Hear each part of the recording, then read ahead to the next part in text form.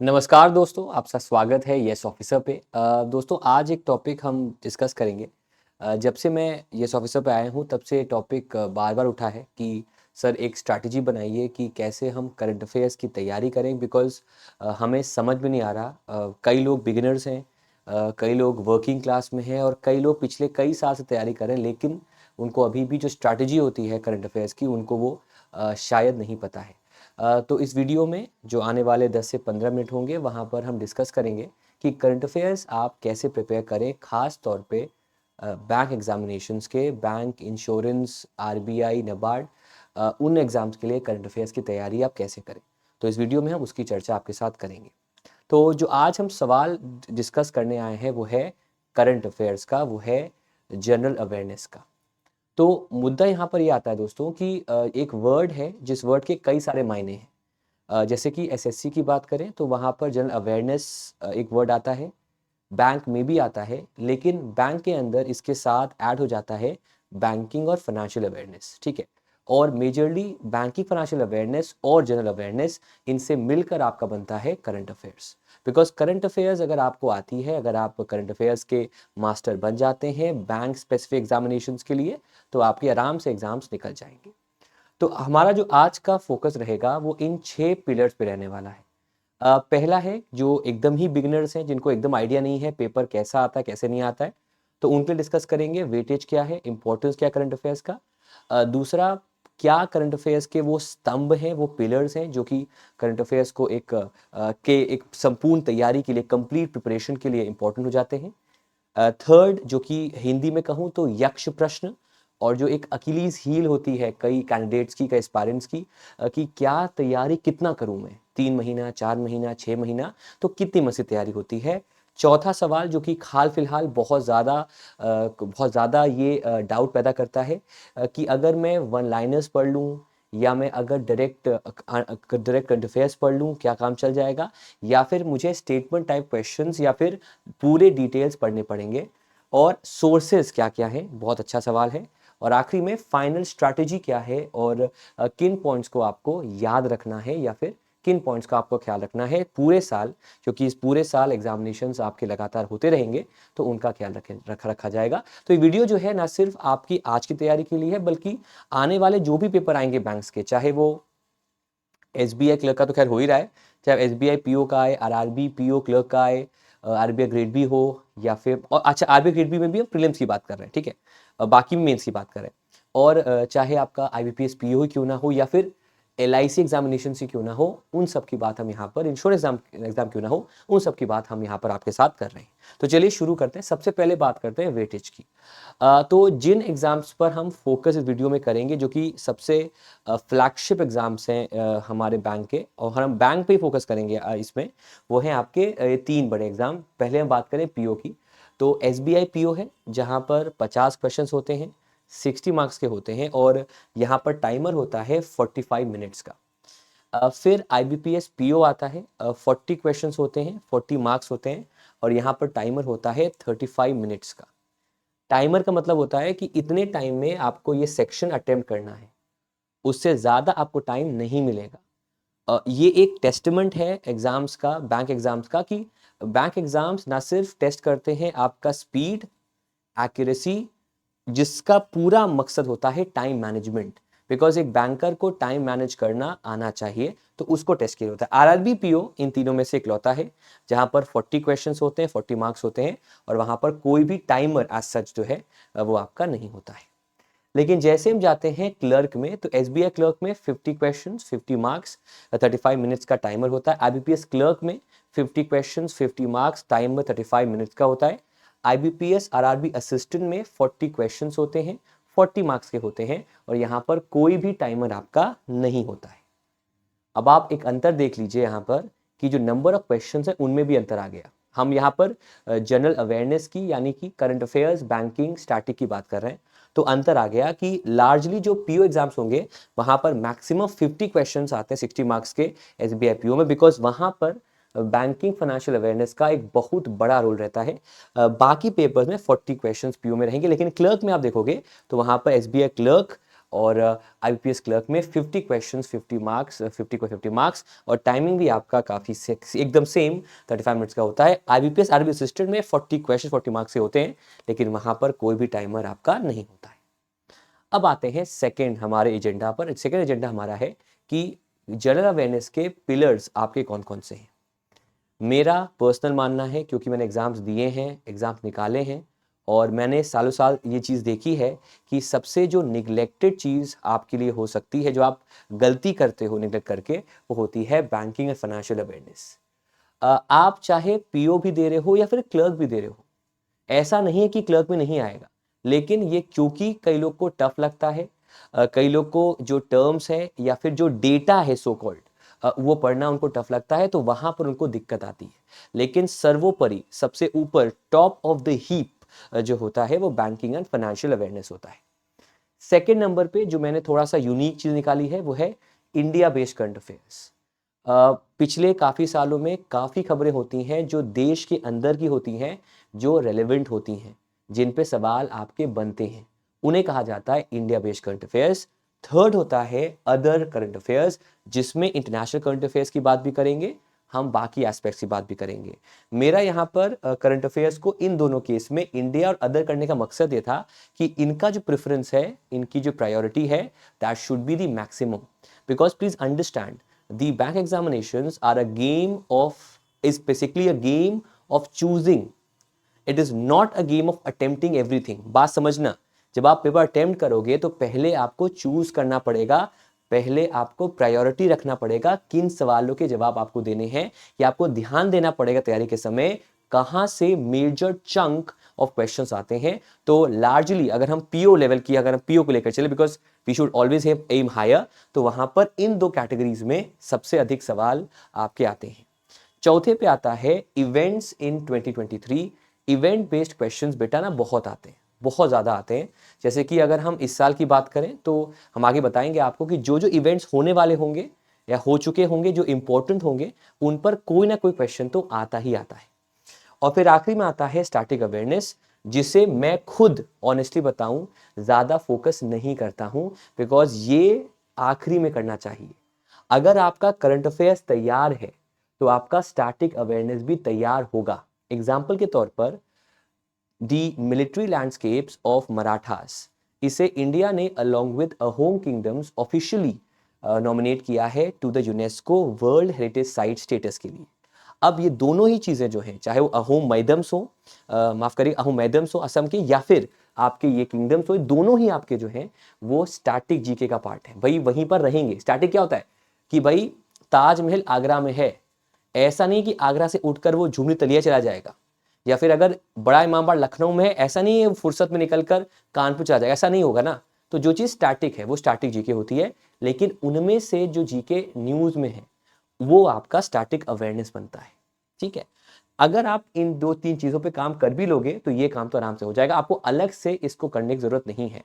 मेरे current affairs के video में एक डिमांड आती है कि सर आप अलग से कराओ इसका ये पार्ट, इसका ये पार्ट। देखो बेटा, अगर आप तैयारी करो बैंक एग्जाम्स की, वो नहीं आएगा। हाँ, अगर आप एएफओ तैयारी कर रहे हो, या फिर कोई स्टेट लेवल एग्जाम तैयारी कर रहे हो, या फिर यूपीएससी, नॉट यूपीएससी, पीएससी तैयारी कर रहे हो, उन लेवल पर वहाँ पर एसएससी तैयारी करो, वहाँ पर स्टैटिक जीके का बहुत रोल है। लेकिन इन सब में in terms of the hierarchy, in terms of the preference, पहले टॉप 4 ये होंगे, पांचवा आपका स्टैटिक अवेयरनेस होगा। अब आइए चलते हैं सबसे पहले बैंकिंग एंड फाइनेंशियल अवेयरनेस पे। जैसा कि आप जानते हैं, अगर नहीं भी जानते हैं जान लीजिए, जब हम बैंक्स की बात करते हैं तो हर एक देश के अंदर एक सेंट्रल बैंक होता है। इंडिया में उस सेंट्रल बैंक का नाम आरबीआई है, रिजर्व बैंक ऑफ इंडिया है, जो कि कंट्रोल करता है पूरी इंडियन बैंकिंग सिस्टम को, और इन्फ्लेशन को कंट्रोल करने में भी उसका एक रोल या उसका सबसे बड़ा रोल रहता है। तो जाहिर सी बात है, अगर हम बैंक से तैयारी कर रहे हैं तो हमें आरबीआई के बारे में जानना, आरबीआई क्या करता है, क्यों करता है, और आरबीआई अभी न्यूज़ में क्या, उसको जानना ज़रूरी होगा। तो जब हम आरबीआई की बात करेंगे तो एक वर्ड कई लोग यूज़ कर रहे हैं, वो वर्ड है आपका आरबीआई सर्कुलर।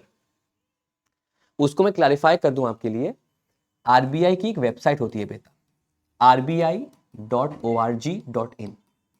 ठीक है, ऐसे एक सिमिलर वेबसाइट होती है, उस वेबसाइट पर हर दूसरे दिन या फिर हर दिन भी अगर कोई रेलेवेंट चीज आरबीआई ने की है, उसका वहां पर एक सर्कुलर, उसका वहां पर एक नोटिस आ जाता है।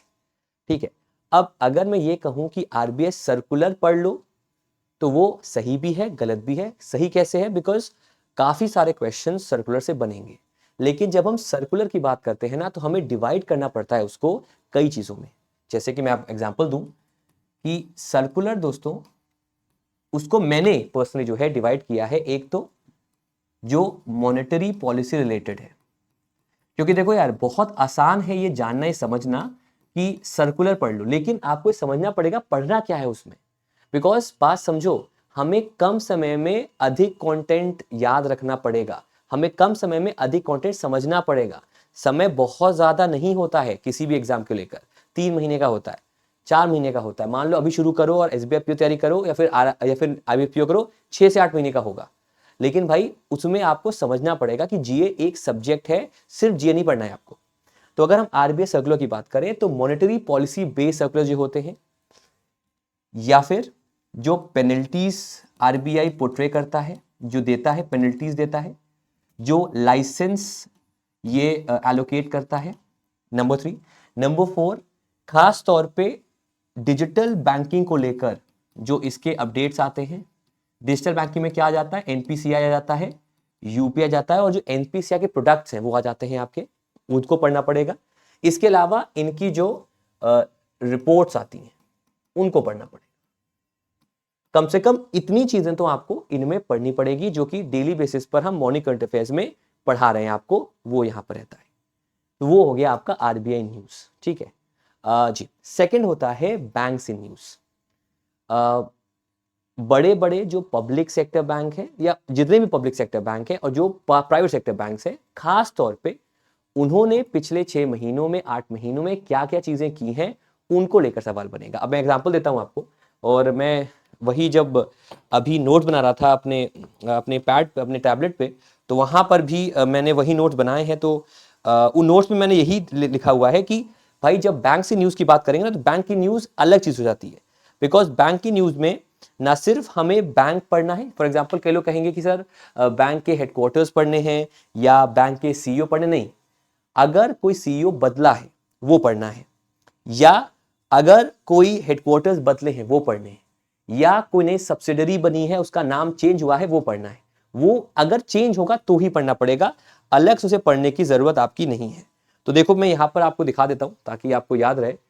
ये मैंने एक पूरा बनाया था, मुझे कोशिश की थी कि इससे दिखाऊं आपको, लेकिन इसमें जब मैंने बैंक से न्यूज की बात करी ना, तो वहां पर मैंने क्या देखा, वहां पर मैंने देखा कि प्रोडक्ट्स, जो बैंकिंग प्रोडक्ट्स है ना, उसको लेकर पिछले 1 साल में, 2 सालों में काफी क्वेश्चन आए। प्रोडक्ट्स क्या क्या होते हैं आपके? प्रोडक्ट्स होते हैं इनके कार्ड्स। मैं आपके लिए सिंप्लीफाई कर दे रहा हूं सर, ताकि कम से कम आप ये समझ लो क्या है। कार्ड्स होते हैं, ठीक है। दूसरा होते हैं इनके जो नए आजकल डिपॉजिट्स होते हैं, जैसे कि ग्रीन डिपॉजिट है ना, ए फिक्स डिपॉजिट, कोई ये प्रोडक्ट होता है। फिर दूसरा होता है इनके एप्स, इनकी जो अलग अलग एप्स होती हैं। इन तीनों पर बैंक सी न्यूज में खासा फोकस रहता है। और अगर हम दोनों को मर्ज कर दें, आरबीआई बैंक को, कि अगर मान लेते हैं कि आरबीआई ने किसी बैंक में पेनल्टी लगाई, तो वो खबर आरबीआई के लिए भी न्यूज है, मतलब आरबीआई न्यूज में भी आएगी और वो बैंक से न्यूज में भी आएगी, बिकॉज वो बैंक के साथ वो काम किया गया है। या फिर तीसरी खबर जो यहां पर आजकल आती है, वो आती है इनके एमओयूज या इनके कोलैबोरेशंस। इन्होंने किनके साथ कोलैबोरेट किया है, या इनके साथ किसने एमओयू आपके साइन किए हैं। मेरा कहने का मतलब यह है कि जो चीज आप बैंक में रहकर आपको देखनी पड़ेगी, करनी पड़ेगी, समझनी पड़ेगी, उन पर सवाल बनेगा। जैसे कि कार्ड्स एक बैंक का अब एक एसेंशियल प्रोडक्ट है, डिपॉजिट बैंक का प्राइमरी प्रोडक्ट है, एप्स आपको यूज करनी पड़ेंगी, समझना पड़ेगा, it will be a daily basis activity. और एमओयू कोलैबोरेशन से बैंक के जो बिजनेस है उसको फायदा पहुंचेगा, चाहे वो सीएसआर हो, सोशल वेलफेयर हो, या फिर चाहे वो आपका एक कमर्शियल या फिर बिजनेस एस्पेक्ट हो, वो भी आपको देखना पड़ेगा। एक बात आप समझो कि जो एग्जामिनर है ना, वो गधा नहीं है, वो समझदार व्यक्ति होगा। वो समय के साथ बदलता क्यों है? इसलिए बदलता है बिकॉज समय बदल गया है, बैंकिंग बदल गई है। आज से 4 साल पहले जिसने बैंक निकाला होगा या 3 साल पहले बैंक निकाला होगा, उस समय उसका जो एक एग्जाम के जो सिलेबस होगा या फिर जो so called type of questions होंगे वो काफी डिफरेंट होंगे। यहाँ पर क्वेश्चंस काफी डिफरेंट है बेटा। मतलब हर 2 साल पे मैं तो ये कहूंगा हर 2 साल पर लेवल पैटर्न बदलता है। और मैं ये भी कहूंगा कि हो सकता है एसबीआई पीओ का पैटर्न कुछ और हो, एसबीआई क्लर्क का कुछ और हो, ये भी हो सकता है। इसीलिए मोटा माटी इन 4 चीजों पर तो खास तौर पे बैंक से न्यूज पे सवाल आते हैं, कार्ड्स के ऊपर, डिपॉजिट्स के ऊपर, एप्स के ऊपर, और जो एमओयू साइन किया है कोलैबोरेशंस के ऊपर साइन किया। एग्जांपल मैं आपको देता हूं, जैसे कि अभी हाल ही में एसबीआई ने कोलैबोरेट किया है दीनदयाल अंत्योदय योजना के साथ। उनके साथ कोलैबोरेट किया है, किस लिए कोलैबोरेट किया उनके साथ?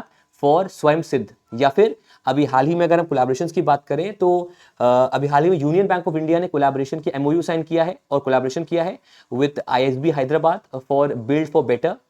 तो ये सारे एमओयूज इसके अंदर आ जाएंगे। मेरा ये कहने का मतलब एक और भी है कि जब जब आप कीवर्ड्स पढ़ो ना, उन कीवर्ड से समझ लेना कि हम उसकी क्या चीज इंपॉर्टेंट है। अगर बहुत ही एब्स्ट्रैक्ट चीज है तो वो मत पढ़िएगा, हो सकता है वो आ जाए लेकिन उसके आने की संभावनाएं कम होती हैं। हमें पहले उन चीजों को पढ़ना है जो एग्जाम में आती ही आती है, ठीक है। तीसरा आता है banking and financial terms. Banking financial terms जो कि आपके न्यूज में है, ठीक है, जो कि आपके न्यूज में है। ये टर्म्स हो सकते हैं पोर्टल को लेकर, ये टर्म्स हो सकते हैं किसी नए प्रोडक्ट को लेकर, किसी नए आइटम को लेकर। जैसे कि अभी उद्गम पोर्टल है, वो आरबीआई ने लॉन्च किया है, किस लिए? फॉर इनऑपरेटिव डिपॉजिट्स, जो अकाउंट्स आपके अभी एक्टिव नहीं है उनके लिए। या फिर अगर हम बात करें तो एसबीआई की एक ऐप है योनो ऐप, योनो का फुल फॉर्म। तो जो चीजें, जो टर्म्स, जो एब्रिविएशंस न्यूज में है वो आपका इसमें आ जाएगी। इनफैक्ट अगर आप ये 2 काम कर लोगे ना तो काफी जो financial terms and banking terms है वो आपके यहां पर कवर हो जाएंगे। और चौथा आता है बैंकिंग बेसिक्स। कई बार स्टैटिक बैंकिंग तो जरूर एग्जामिनेशन में आपका आ जाता है, मतलब उससे आप इस बार पार नहीं पा सकते, ठीक है। जैसे कि CRR, SLR, SDR, VRR, मतलब जो चीजें बेसिक्स हैं, जो चीजें टर्म जो कि कंसेप्चुअल हैं, उन पे सवाल आपका डेफिनेशन बाय डेफिनेशन आ सकता है, वो रहता है आपका बैंकिंग बेसिक्स में, ठीक है। यहां पर अगर एग्जाम आपका पहले हाफ में हो रहा है, मतलब पहले 4 से 6 महीने में हो रहा है, तो यहां पर यूनियन बजट भी एक रोल प्ले कर देता है, उस पर भी सवाल एग्जामिनेशन में आपके आ सकते हैं अगर पहले 6 मंथ्स का है। मतलब मेरा कहने का मतलब क्या है कि अगर जून जुलाई तक भी चले जाएं तब तक union budget will play a bigger role. उसके बाद in the latter half of the year शायद वहां पर इनका प्रेफरेंस कम हो जाएगा, लेकिन अभी तो इनका प्रेफरेंस काफी रहेगा भाई। मतलब जो एसबीआई क्लर्क का पेपर है ना, उस पेपर में यूनियन बजट के चांसेस बहुत ज्यादा है, नहीं आएगा, that will be an anomaly, लेकिन हाँ वहां पर यूनियन बजट के सवाल एग्जामिनेशन में बन सकते हैं। यहां तक सबको क्लियर है? अच्छा, एक और चीज ध्यान दीजिएगा आप, ध्यान से, बहुत ध्यान से। एसबीआई पीओ और आरबीआई ग्रेड बी में एक अंतर आएगा, और ये मैं आपको एक्सपीरियंस से कह रहा हूं। आईबीपीएस एग्जाम्स में, IBPS PO clerk, RRB PO clerk, उन एग्जाम्स में उसके चांसेस कम होते हैं, लेकिन SBI PO RBI grade B में उसके चांसेस बढ़ जाते हैं। चांसेस कितने बढ़ जाते हैं? फाइनेंशियल मार्केट के, वहां पर थोड़ा सा वो फाइनेंशियल मार्केट पर उनका जोर ज्यादा रहता है, और वहां पर जो टेक्निकल टर्म्स जो न्यूज में है उन पर सवाल बनता है, जहां पर सेबी का रोल आ जाता है, जहां पर मर्जर्स का, एक्विजिशंस का रोल आ जाता है, जहां जहां भी एसबीआई का वर्ड अटैच्ड है ना। इवन क्लर्क में भी देखा गया है कि वहां पर एसबीआई क्लर्क में लेवल अच्छा खासा आता है, और यही लेवल ग्रेड बी के अंदर भी प्रीलिम्स लेवल का आता है कि वो कुछ जो फाइनेंशियल मार्केट टर्म्स है, जो स्टॉक मार्केट टर्म्स, जो स्टॉक मार्केट न्यूज है, उन पर ज्यादा फोकस रहता है। यहां पर उसके कंपैरिजन में उतना फोकस नहीं देखा गया है। ये रहता है आपका जो एक बेसिक डिफरेंस आपको देखना है। इसके लिए भी मैं आपसे रिक्वेस्ट करूंगा कि जो फाइनेंशियल मार्केट बेसिक्स हैं उनको आपको एक बार, मतलब अब वो बैच ले लो या यूट्यूब से पढ़ लो, आपकी मर्जी है, बिकॉज जो आपको सही लगे, लेकिन वो चीज भी आपको यहां पर देखनी पड़ेगी। अगेन वेरी वेरी इंपॉर्टेंट हो जाता है कि आप एक सिस्टमैटिक मैनर से कंसेप्ट जानो फाइनेंशियल मार्केट के भी अगर आप इनको अटेम्प्ट कर रहे हो, और बैंकिंग बेसिक्स के भी अगर आप पीओ लेवल के खास तौर पे एग्जाम्स अटेम्प्ट करना चाहते हो।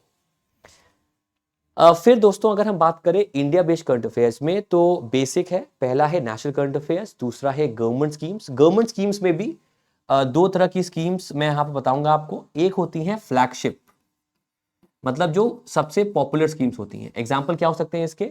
जनधन योजना, आयुष्मान भारत योजना, जो आपके स्मॉल सेविंग स्कीम है सुकन्या समृद्धि सीनियर सिटीजन, जो कि फ्लैगशिप है, अटल पेंशन योजना, जीवन ज्योति बीमा योजना, ये जो फ्लैगशिप है, हाँ, अपने सेक्टर में फ्लैगशिप है। जैसे कि इंश्योरेंस, जैसे कि क्रॉप इंश्योरेंस में फसल बीमा है, जैसे कि हेल्थ इंश्योरेंस में फ्लैगशिप क्या है? आयुष्मान भारत योजना है, या फिर अगर हम बात करें पेंशन में अटल पेंशन योजना है। जो फ्लैगशिप है अपने अपने सेक्टर्स में, वो आएगा फ्लैगशिप स्कीम में। दूसरा जो आता है वो आता है लेटेस्ट। अगर कोई लेटेस्ट स्कीम न्यूज में आई है तो वो यहां पर सेकेंड रोल प्ले करती है, ठीक है। थर्ड आता है अपॉइंटमेंट। अपॉइंटमेंट पे सवाल पिछले कुछ सालों में बनना थोड़े से कम हुए, लेकिन मेरा ऐसा मानना है 2024 में सवाल इनमें बनेगा। सबसे इंपॉर्टेंट आता है इंडेक्स एंड रैंकिंग्स। बहुत ट्रिकी है गाइस। जैसे कि एक सवाल एग्जाम में आया था कि मान लेते हैं, सवाल आपसे पूछा मैंने कि करप्शन परसेप्शन इंडेक्स में एक स्टेटमेंट का क्वेश्चन आया कि इस इंडेक्स में रैंकिंग जो है इंडिया की 93 है फॉर एग्जांपल। इनमें से कौन सा देश इंडिया के नीचे है, इनमें से कौन सा देश इंडिया के ऊपर है, नंबर 2 नंबर 3 पर कौन सा देश है? आप समझ रहे हैं कि सवाल अब सिर्फ ये नहीं आएगा कि इंडेक्स कौन हाईएस्ट है कौन लोएस्ट है, इंडिया की रैंक क्या है। सवाल आएगा ऊपर नीचे कौन है, सेकंड थर्ड कौन है, और किस कंपनी ने, किस ऑर्गेनाइजेशन ने उस इंडेक्स को पेश किया है, ठीक है। यहां पर मैं एक हल्का सा थोड़ा सा डिविएट करूंगा।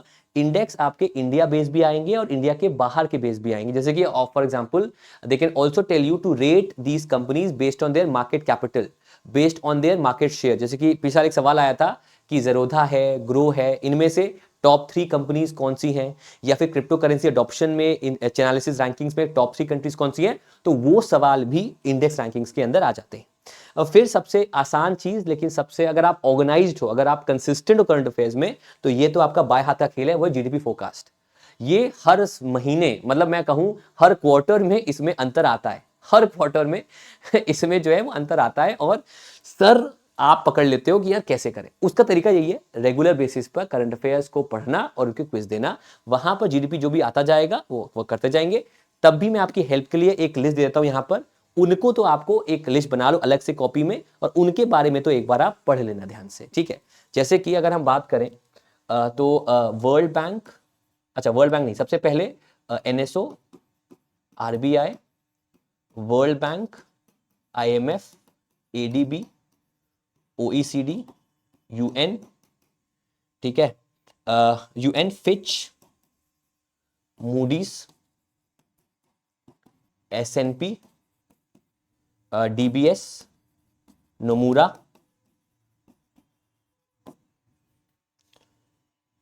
यूबीएस, इंडिया रेटिंग रिसर्च, और एक जो बहुत ही मतलब सरप्राइजिंग आता है लेकिन आता है, वो है एसबीआई की इको रैप रिपोर्ट। इस पे भी बहुत सारे, कई बार इसके ऊपर जो इनका इनका अपडेट है वो आता है। और फिर आता है आपका अवार्ड्स एंड ऑनर्स, जाहिर सी बात है इंटरनेशनल अवार्ड्स भी, और इस केस में नेशनल अवार्ड्स पे भी आते हैं। लिटरेचर अवार्ड्स पे बहुत सवाल आता है। इनफैक्ट इस साल की बात करें, जो कि हम इस टॉपिक में बात करेंगे, वहां पर हम, यहां पर मैं भारत रत्न को भी पहले 3 महीनों के लिए, भारत रत्न और नेशनल अवार्ड्स, ये पहले मतलब जो पूरे साल भर जो हैं उनमें डिपेंड करता है कब दिए गए हैं, और पद्मा अवार्ड्स, इनको तो मैं जरूर मानूंगा पूरे साल भर। और रिपब्लिक डे या फिर जो 15 अगस्त समय होगा, जो जो नेशनल डेज होंगे उन पे भी सवाल इवेंट्स में आपके आ जाते हैं। चलिए वापस आते हैं, तो अवार्ड्स एंड ऑनर्स में वो आ जाता है, ठीक है। जो अवार्ड पहली बार दिए गए हैं, पहली बार किसी इंडियन को दिए गए हैं, वो सवाल भी अवार्ड्स एंड ऑनर्स में आपका आ जाता है। काफ़ी टाइम हो गया लेकिन कोई दिक्कत की बात नहीं, आराम से डिस्कस करते रहेंगे। फिर आता है अदर करंट अफेयर्स में। अदर करंट अफेयर्स में जो मैं यहाँ पर लिखूंगा और इसके ऊपर लिखूंगा मैं, जिसपे सवाल पीओ लेवल पे तो काफ़ी आते हैं, वो है साइंस एंड टेक्नोलॉजी। अब आपका सवाल आएगा सर इसमें क्या आता है सर। देखिए, इसमें मैं डिवाइड करूंगा, एक तो स्पेस एजेंसीज को, स्पेस मिशंस को मैं डिवाइड करूंगा, जिसमें मैं आईएसआरओ और नासा को साथ में रखूंगा एंड फिर बगल में अदर्स कर दूंगा। ISRO नासा जो करे, या फिर चलो मैं एक और लिख देता हूं यहां पर ESA। मैं जानबूझकर चाइना का नहीं लिख रहा हूं बिकॉज संभावनाएं कम है उनके आने की, लेकिन हाँ यूरोपियन स्पेस एजेंसी, नासा और इसरो एक साथ कर लो। अदर्स में आपके जो बाकी जिनुआ हो गया, CNES हो गया, उन सबको अदर्स कर लो, वो आता है स्पेस मिशन में। दूसरा जो आता है आपका वो आ सकता है आपका जो अदर आपके, मतलब या तो IITs मैं लिख दूंगा, IIT लिख दूंगा, MIT लिख दूंगा, उन्होंने जो इन्वेंशंस किए हैं, जो उनका एक कोलैबोरेशन हुआ है, वो इसमें आ जाता है, जो कि अदर्स में आ गया, साइंस टेक्नोलॉजी में। फिर आया आपका नेशनल करंट अफेयर्स में, जहां पर कि बाकी चीजें जो है, इंटरनेशनल अवार्ड्स हो गए, इंटरनेशनल कोई अपडेट आया, कोई कंट्री का बना प्रेसिडेंट, ये सब प्राइम मिनिस्टर, वो सब। Books and authors again least expected, ये अगर आप स्किप कर लो तो भी चलेगा। Sports current affairs highly underrated, criminally underrated, लेकिन हाँ इस पर भी क्वेश्चन बनेंगे ही बनेंगे, ठीक है। इस पे क्वेश्चंस 100% आपके जो है वो बनेंगे ही बनेंगे, ठीक है। फिर इवेंट्स की बात करें तो मैंने थोड़ा सा बेसिक आपको बता दिया है कि कौन कौन से इवेंट्स जो न्यूज़ में अभी फिलहाल हैं। COP28 है, पेरिस ओलंपिक्स आने वाला जो है उस पर सवाल बनेगा।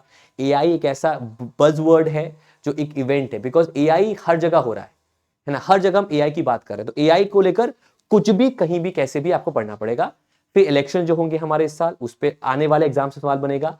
CBDC, मुझे ऐसा लगता है कि CBDC को लेकर आसपास जो भी चीजें बनती हैं सवाल बनेगा। फिर जैसे मैंने कहा भारत रत्न, अभी नेशनल अवार्ड्स और आपके पद्म अवार्ड जो है, इन पे भी सवाल एग्जामिनेशन में इस बार, क्योंकि इस बार भारत रत्न काफी स्पेशल है, तो आने वाले 5 से 6 महीनों में उनका रोल भी रहने वाला है।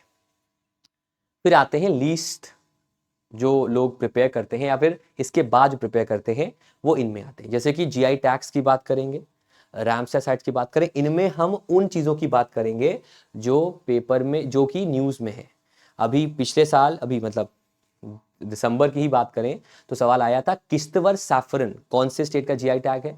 सिमिलरली अभी नए 5 GI टैग्स, नए 5 रामसर साइट्स ऐड किए गए हैं। फिर टाइगर रिजर्व्स अभी न्यूज़ में है, या फिर अगर मैं यहाँ पर एनिमल्स की बात करूँ, टाइगर हुआ, लेपर्ड हुआ, है ना, एलिफेंट हुआ, इन रिजर्व्स पे भी सवाल। अब तो खाली में स्नो लेपर्ड को लेकर भी सवाल आ रहे हैं, तो उनको लेकर भी यहाँ पर सवाल बनेंगे। फिर इंपॉर्टेंट डेज विद थीम्स, मेरा इससे I have a very oxymoronic relationship, मतलब खट्टा मीठा रिश्ता है मेरा इससे, बिकॉज ये आते भी हैं और बहुत ही टिपिकल आते हैं। तो एज अ स्टूडेंट मैं इनको बाद में तैयार करता हूँ, बिकॉज एक नंबर के लिए मैं पूरी तैयारी अपनी खराब नहीं कर सकता, लेकिन ये भी सवाल आते हैं। और फिर लेटेस्ट नेशनल पार्क जो न्यूज़ में है, वाइल्ड लाइफ सेंचुरी न्यूज़ में है, उन पे भी सवाल आपका जो है एग्जामिनेशन में आता है। तो ये 5 पिलर्स हैं जो कि जनरल अवेयरनेस के करंट अफेयर्स के होते हैं। अब सवाल आता है कितने महीनों के करंट अफेयर्स को मैं पढ़ूं, कितने महीनों करंट अफेयर्स में पढ़ूं। तो अगर मैं लार्जली बात करूं तो जो मैजिकल नंबर है वो नंबर है 6 महीनों के करंट अफेयर्स अगर आप पढ़ते हो तो काफी है, काफी, मतलब आप बहुत सारे बेसिस को कवर कर लेते हो। इसको भी अगर मैं डिवाइड करूं तो लास्ट के 4 मंथ्स को ढंग से पढ़ना है जब एग्जाम से पहले के, और 2 महीने को उसके ऊपर थोड़ा पढ़ लेना है तो भी चलेगा, लेकिन 6 months is the magical number, it is a sweet spot, जो बैंक एग्जाम्स के लिए काफी बड़ा एक सही नंबर होता है तैयारी करने के लिए। फिर सवाल आएगा सर कि मैं डायरेक्ट चीजें पढ़ूं, वन लाइनर पढ़ूं, फलाना ने फलाना किया, ढिकाना ढिकाना किया, या फिर मैं घुसकर पढ़ूं, डिटेल पढ़ूं। तो मैं हमेशा आपसे कहूंगा इस पे, क्योंकि अगर आप ये पढ़ते हो तो वन लाइनर जो है वो भी आपका हो जाएगा। हमेशा टफ चीज के आगे भागो, आसान चीज अपने आप आपको आ जाएगी, ठीक है, क्योंकि इसी पे डिफरेंस क्रिएट होगा पेपर के अंदर आपके बीच और किसी ऐसे बच्चे के बीच जिसने डिटेल में पढ़ाई की होगी। तो मैं आपसे ये कहूंगा कि अगर हम सोर्सेस की बात करें तो देयर शुड बी 2 सोर्सेस, एक वीडियो सोर्स और एक PDF सोर्स। अगर वो दोनों सेम है और बहुत ही इन डेप्थ है, बेटर है, बेस्ट है, क्योंकि अगर इन डेप्थ करंट अफेयर्स की क्लास भी हो रही है, उसका PDF भी आपको मिल रहा है, तो भाई वो बेस्ट है। बिकॉज आप ये मानो current affairs is like a open book. ऐसा होगा कि पेपर में कुछ सवाल आपके नहीं फंसेंगे, लेकिन आपका कट ऑफ भी निकलेगा और आपके अच्छे नंबर भी आ जाएंगे अगर आप एक सोर्स को, वीडियो सोर्स को, PDF सोर्स को ढंग से पढ़ोगे, ठीक है। इसके अलावा डेली बेसिस पर प्लीज हमारी ऐप पे भी क्विजेस आते हैं, उन क्विजेस को भी अटेम्प्ट कीजिए, उनके मॉक टेस्ट को भी अटेम्प्ट कीजिए, और वीकली क्विजेस जो हम लॉन्च कर चुके हैं इस महीने उसको भी आप अटेम्प्ट कर सकते हैं। तो ये सोर्सेज हैं इनको पढ़ाई करने के। कई लोग मुझसे पूछते हैं सर आपका सेशन होता है 1.5 घंटे का, 1 घंटा 15 मिनट का, सर सेशन छोटा करो ना, 30 मिनट करो ना, 40 मिनट करो ना। कर सकते हैं सर, लेकिन फिर हम पूरी चीजें कवर नहीं कर पाएंगे। अगर आप उसको पूरा देखते हो, अगर रोज अपने आप को 2 घंटे भी देते हो करंट अफेयर्स के लिए, 1 से 1.5 घंटा पढ़ने के लिए, आधा घंटा रिवाइज करने के लिए, तो आपका जो सिलेक्शन के चांसेस है ना वो अपने आप बढ़ जाते हैं। फिर क्या गलतियां हम करते हैं? दोस्तों, हम एक गलती करते हैं कि हमें ऐसा लगता है कि करंट अफेयर्स को हम दिनों में, कपल ऑफ डेज में, 2 हफ्तों में पढ़ लेंगे। ऐसा नहीं हो सकता सर। क्योंकि जो डिफरेंस होता है ना मेंस का और प्रीलिम्स के बीच का, वो काफी ज्यादा नहीं होता। और अगर आप यूज टू नहीं होते हैं करंट अफेयर्स को समझने में, पढ़ने में, तो दिक्कत होती है। हाँ, उन दिनों में आप रिवाइज कर सकते हो, that is a better option, लेकिन रिवाइज के अलावा आप कुछ और खास तौर पे नहीं कर सकते। दूसरा होता है नॉट मेकिंग नोट्स। मैं पर्सनली ऐसा मानता हूं, अपने शो की अगर मैं तारीफ करूं, कि मेरे शो को अगर आप देखते हो तो वहां पर आपको नोट्स बनाने नहीं पड़ेंगे। इतने नोट्स पीडीएफ में मैं खुद बना देता हूं आपके लिए। तो वहां से उन पीडीएफ के जो एनोटेटेड पीडीएफ हैं उनको आप पढ़ लोगे तो काम चल जाएगा। तीसरा जो गलती करते हैं लोग, वीकली मंथली रिवीजन नहीं करते, वीकली एमसीक्यू सेशंस को नहीं बैठते हैं, नहीं देखने आते हैं, मंथली एमसीक्यूज को नहीं देखने आते हैं, या फिर वो सिर्फ इन पे डिपेंडेंट होते हैं। वो भी करते भाई। बात समझो, अगर एक दिन में मैं 30 खबरें कराता हूं, 30 इंटू 6 कर लो, 180 हो गया अगर मेरी मैथ सही है, और मैं करा रहा हूं आपको 100 क्वेश्चन, फिर भी ऐसे 80 करंट अफेयर्स हैं जो उस सेशन में कवर नहीं हो रही होती, तो वो भी एक बड़ा प्रॉब्लमैटिक बात है। और दूसरी बात, वो एमसीक्यू होता है, और ये आपका जो करंट अफेयर सेशन होता है वो डिटेल्ड होता है। फिर do not go through previous year papers to understand the pattern. कई लोग रैंडमली चले आते हैं। आपको कम से कम पता होना चाहिए कि पिछले 6 महीने पहले पेपर कैसा आया था, पिछले साल पेपर कैसा आया था। पेपर हो सकता है पैटर्न चेंज हो जाए, लेकिन काफ़ी चीज़ें, कुछ चीज़ें तो हैं, काफ़ी चीज़ें तो हैं वो आपकी मैच कर सकती हैं कि ये तरह के क्वेश्चंस आ रहे हैं, कम से कम पहले वो तो कवर कर लो, फिर नई चीज़ पे जाएंगे। वो गलती करते हैं। और आखिरी में जो बहुत बड़ी गलती करते हैं, सब लोग गलती करते हैं, वो है ignoring the banking and financial awareness. ये गलती तो 90% लोग करते हैं और बाद में उनको दिक्कत होती है, क्योंकि जीए सेक्शन एक हाई स्कोरिंग सेक्शन होता है, और इसकी वजह से वो गलती जो है वो दोस्तों कर जाते हैं। तो दोस्तों, ये हमारा डिस्कशन था पूरे इस टॉपिक को लेकर। हमने आपके लिए इस ऑफिसर पे इन गलतियों को समझकर, इन चैलेंजेस को देखकर हमने क्यूरेटेड बैचेस बनाए हैं। जैसे कि अभी 2 बैचेस मेरे चल रहे हैं। पहले बैच का नाम है बैंकर बाबू, जो कि बिगिनर्स का बैच है, जहां पर कि हम बेसिक कंसेप्ट्स पे फोकस कर रहे हैं, फिर आगे चलकर उनका अलग से एमसीक्यूज भी कराएंगे। और दूसरा आपका एकलव्य बैच है, जो कि क्रैश कोर्स है, एमसीक्यू बैच है फॉर एमसीक्यूज। तो मेरा पहला सजेशन आपसे ये होगा कि जो भी लोग बिगिनर्स हैं या जो लोग रिपीटर भी हैं और लगातार तैयारी कर करके थक चुके हैं, कम से कम बैंकिंग बेसिक्स को पूरा कंप्लीट कर ले, ताकि कल को कोई नया करंट अफेयर आए बैंकिंग फाइनेंशियल अवेयरनेस का, तो उनको पता हो इसका मतलब क्या है। ये कम से कम वो कर सकते हैं। That is a part of this subscription. दूसरा है जो कि एसबीआई क्लर्क के लिए आगे चलकर और एग्जाम्स के लिए भी आएगा, जो कि एमसीक्यू होगा।